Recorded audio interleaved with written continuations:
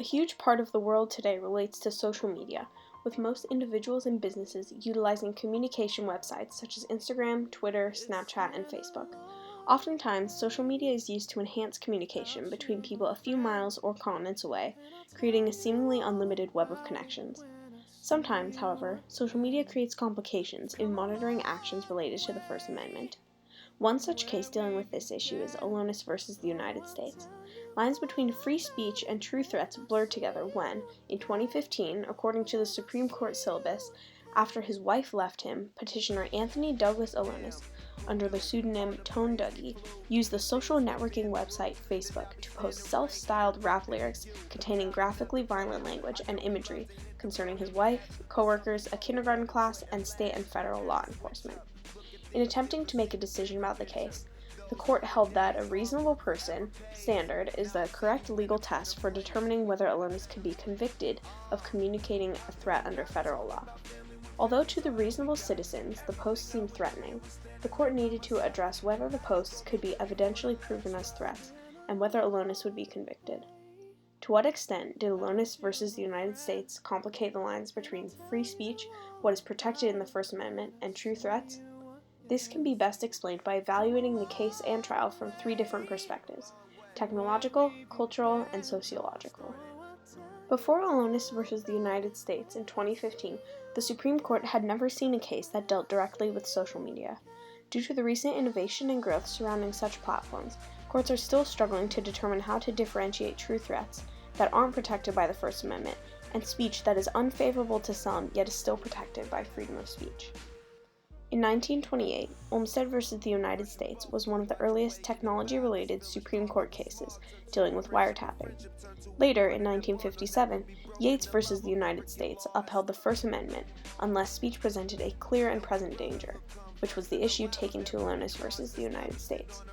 The Facebook posts of Anthony Elonis were derived from previous songs but contained modified lyrics addressing specific people in his life. Many of the posts contained suggestive lyrics like, "Fold up your protective order and put it in your pocket. Is it thick enough to stop a bullet?"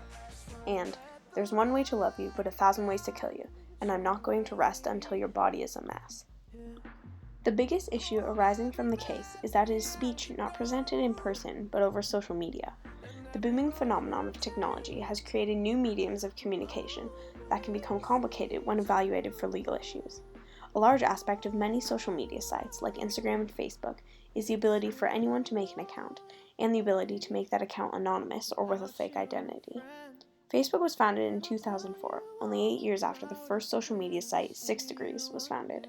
With 2.19 million monthly users, Facebook ranks number 1 in popularity, and with the millions of accounts that users are connected with, the variety of posts to see are endless. Of those 2.19 million users, it's unknown how many are anonymous, but can be assumed that it's enough to easily stumble upon many of them. As the new forms of technology that are invented today have no foreseeable end in the future, the Supreme Court is forced to create new laws surrounding issues that are provoked by the increasing amounts of websites and ways to access them. As social media keeps people physically apart, one of the only ways to derive conflict over such sites is through speech, as in Elonis versus the United States. As much as the history of the United States has played into its culture, the 21st century developments of technology and social media have also played a main part in forming the mainstream material culture we are so familiar with today. Over 50% of kids by the age of 10 have an account on social media, and the percentage only increases with age. An obvious advantage of social media is the communication aspect we achieve from it. In a society that is always focused on gaining approval from others and is constantly on the move, in physical and mental terms, this makes a lot of things quicker and easier. The 88% of businesses that use social media, for example, can run based on what the consumer wants, knowledge that is obtained from such platforms. In many parts of American culture, everyone has a voice, or at least a chance to share their thoughts, and are often drawn towards groups of people who share their beliefs. Through social media, people on the opposite ends of the spectrum of pretty much any topic can directly communicate with the click of a few buttons, resulting in daily arguments between people as close as family or complete strangers. Commonly, arguments include violent language, sometimes about the person being addressed rather than the topic of conflict. Normalizing such language has allowed conflicting speech and opinions to escalate into, in some cases, such extremities as taking it all the way to the Supreme Court, as done by Anthony Elonis. Due to the relatively recent popularization of social media, there are still many demographics, such as those who take great consciousness about the environment or nature, or older generations who grew up without social media, who feel negatively towards the sites that are worldwide today, like Facebook, Instagram, and Snapchat. The biggest issue in society with social media becoming such a phenomenon is the ability for people to say and do things without consequences because of the ability to hide behind a screen. Hate speech and threats are common on almost every social media site and are commonly brushed off as though they aren't valid. Sometimes they aren't and are simply trolls with the intent of provoking emotion from anyone online. What becomes dangerous is when the valid threats can't be identified and dealt with. The more social media is used, the more accounts become anonymous as well, whether it's trolls or meme accounts. A less positive aspect of social media is that these anonymous accounts have become normal, as well as the sometimes negative comments or posts that come from them. As seen in Elonis versus the United States, this creates conflict between those threatening and those who feel attacked. Once true threats are securely categorized, the issue of stopping them immediately becomes significantly easier. Real threats are now susceptible to judicial narrowing, opposed to reasonable citizens confirming that they constitute real threats.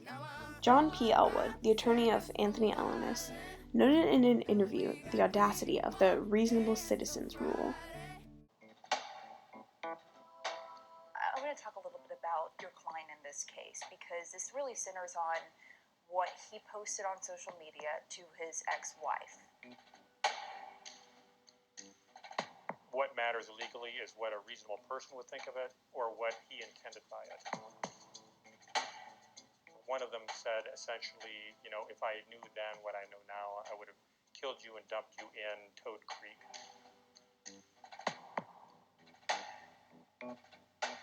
They were styled as raps.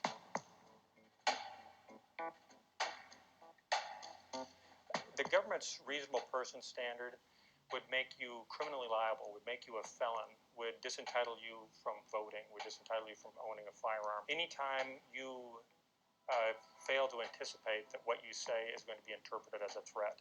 He's being very clear. What did he expect to accomplish with these comments? And he said, this is therapeutic for me. This is just for me. It's not for anybody else. And there's a reason why all of these graphic songs are written, in that they are cathartic. They work through experiences. When Eminem wrote these things, he hasn't been prosecuted for a felony for writing these songs, which are virtually indistinguishable about his ex-wife. We'll be right back. Well, I will. You'll be in the trunks. And you don't believe your client was trying to intimidate or create panic? It was the government's position that they said again and again in their argument to the jury, it doesn't matter what he thinks. And in the United States, I don't think you can say it doesn't matter what the defendant thinks in a speech prosecution. In general, this change in judgment by citizens means that it has actually become harder to be convicted for things that are said over social media, as there's often less concrete evidence proving that harm is intended by certain things that are said. A relating issue surfaced in 2017 with the Packingham v. North Carolina case, which ruled that prohibiting sex offenders from using certain social media sites violated the First Amendment.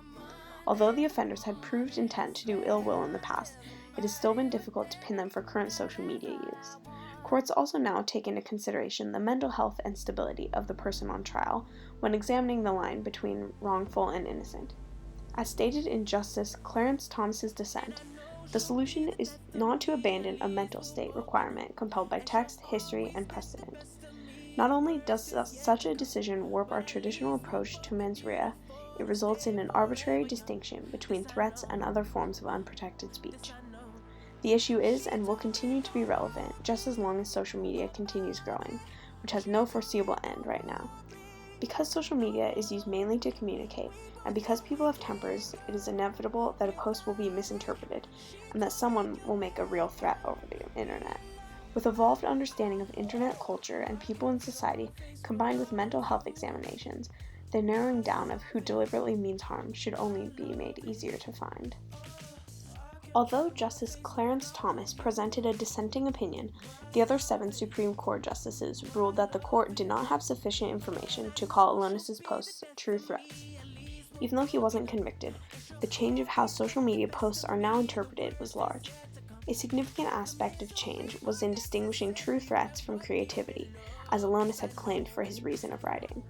This change is valid in the fact that in many pop and rap songs that come from famous artists, the lyrics are not all that different from the ones Elonis posted, but for some reason are not addressed with the same amount of caution.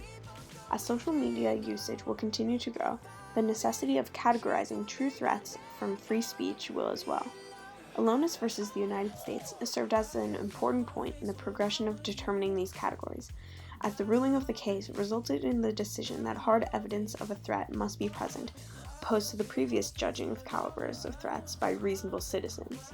Although the case of Anthony Elonis versus the United States complicated the line of what is protected by the First Amendment by providing threats with unknown purposes online, it also became a turning point in future social media-related cases by setting a harder requirement for ruling over the internet speech as violating the First Amendment.